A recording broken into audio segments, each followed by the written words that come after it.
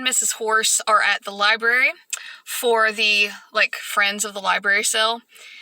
I know, I don't buy a whole lot of books on my channel, but, I do come to the library a ton, so I feel like I need to support them. Also, I am talking to you guys, and there's people in the car next to me. But hang on, I'm going to show you the line out the door. Check this out. Look at that, guys. Everybody likes cheap books. But we will see you inside.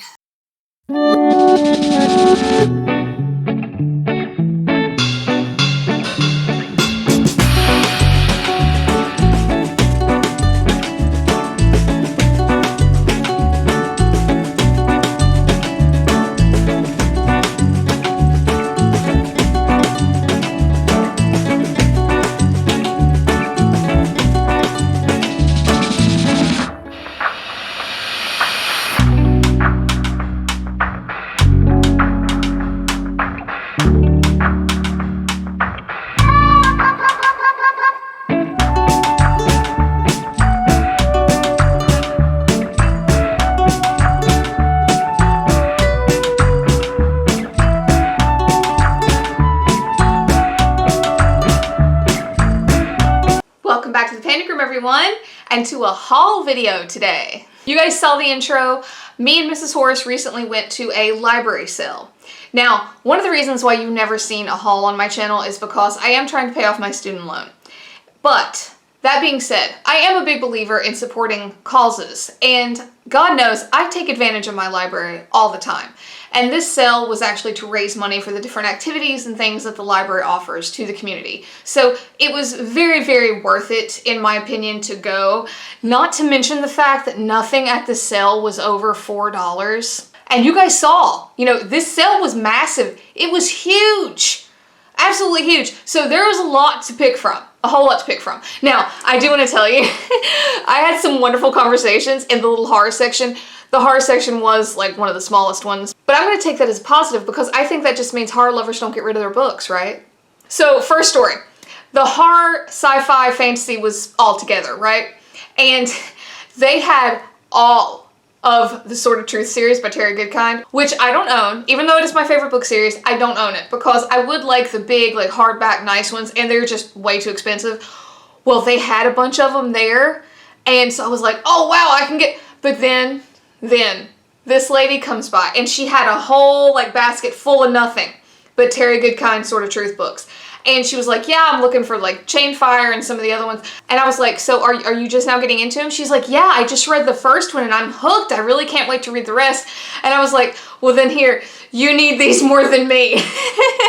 Because I have read them. And if it means getting someone else hooked on my favorite fantasy series, by all means take them. So, but it was fun. It was fun. We talked a little bit about it, the book series. It was great. And then there was such a line to check out that me and Mrs. Horse were just sort of chilling because the horror section was back in this little cubby area. And there was me and her and probably 4 other people.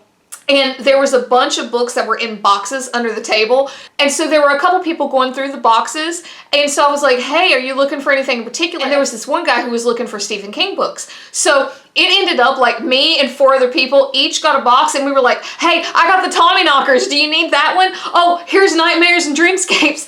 We were just trying to find books for this guy. And then I feel like somebody was doing that with Clive Barker too. So it was just a bunch of us digging through books and hey, do you have this one? It was great. It was so much fun. Mrs. Horse was in a corner I don't know you. But it was fun. It was great.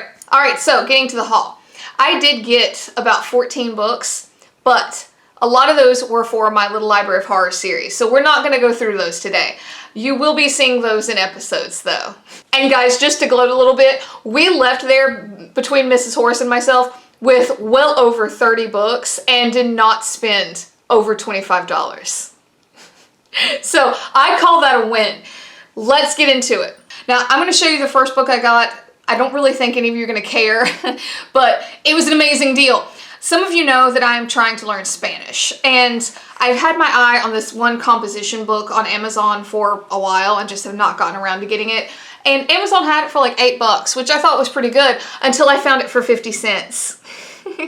So this is Spanish conversation, and it is just a bunch of practice work, you know, things like that. But it comes really highly recommended from a lot of the research that I've done. You know, a lot of people said that this was one of the best to help them, you know, improve their verb usage and things like that. So I was super stoked to find this. All right, next up is actually one that I saw right on top of the stack, and I just grabbed it because I saw who the author was.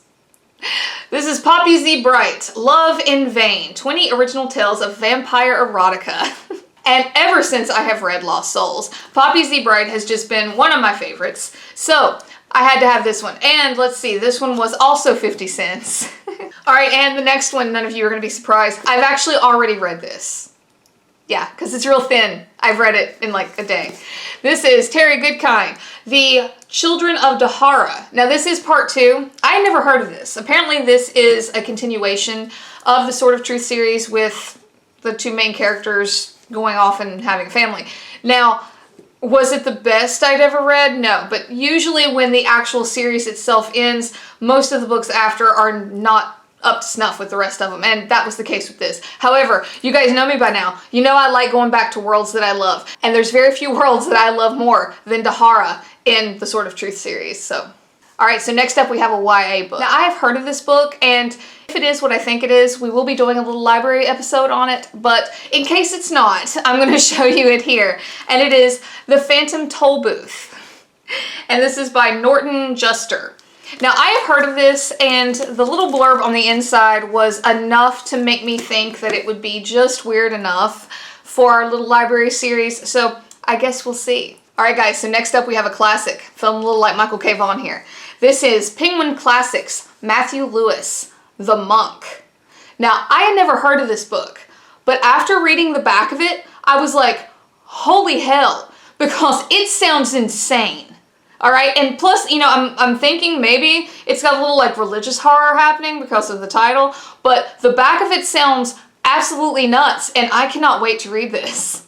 Alright guys, so the next one's a little weird, and I got it because it mentions areas very close to me.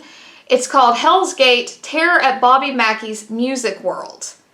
Now, I had never heard of this, but apparently, you know, there's like a music place or something near where I am that is haunted, that a bunch of like paranormal investigators have been to and things like that, and this book chronicles that. So I was like, that sounds really cool, plus it's local to me. So I was like, I feel like I almost have to read it.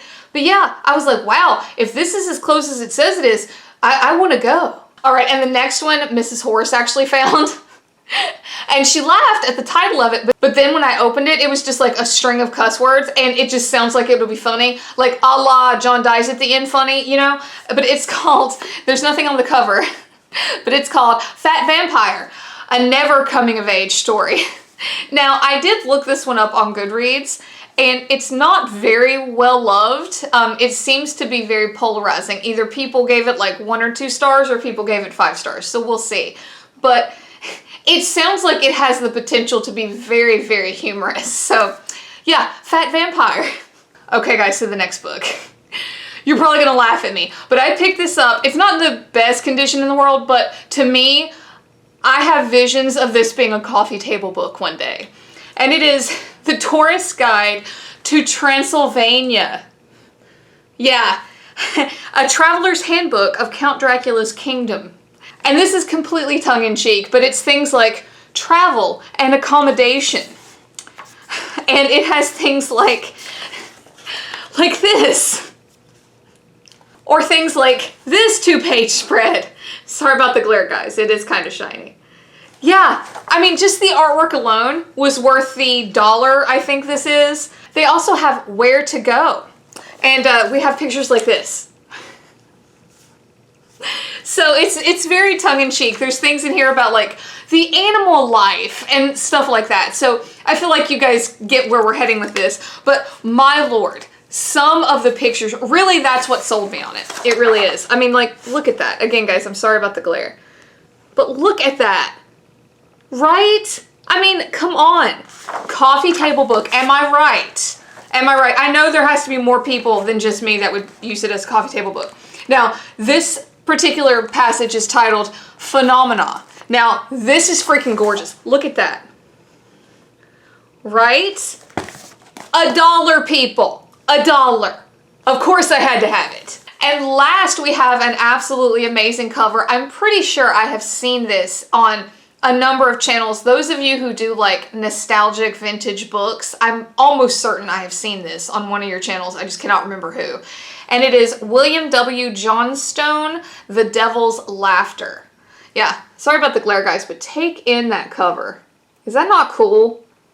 You know, it is a 90s cover. I think it was 1992. Yeah, 1992. But check it out. Look, it's one of those books that was given as like a gift to someone.